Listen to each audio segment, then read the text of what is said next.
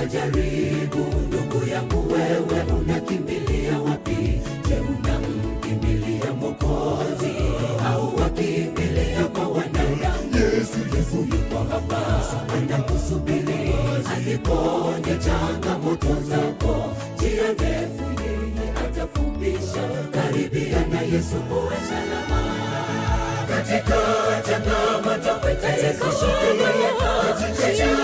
mwite Yesu, yeye Baba wa wote, asubiri useme naye atende. Mwite Yesu, changamoto zako zimekwisha. Yeye Baba wa wote, asubiri useme naye atende. Katika changamoto mwite Yesu, mwite Yesu, yeye Baba wa wote, asubiri useme naye